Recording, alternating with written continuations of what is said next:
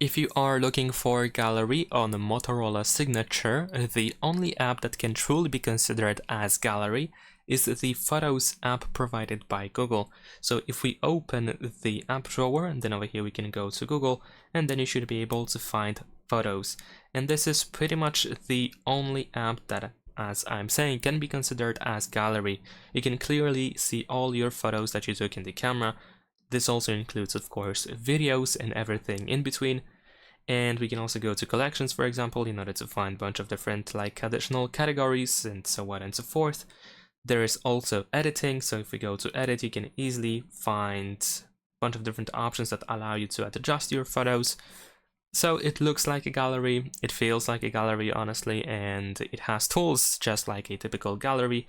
It is just not named gallery, and it is provided by Google, so there is no Motorola's gallery or an app that is specifically called gallery, but easily we can use that as a gallery, and that's pretty much it. Also, if you for some reason don't like the Photos app, then you can use the Files app, which is not really a gallery, but it is a file manager. But you can use that as a gallery if you feel like it, because if we go to the images category, we can easily find everything, every photo and every video in here as well.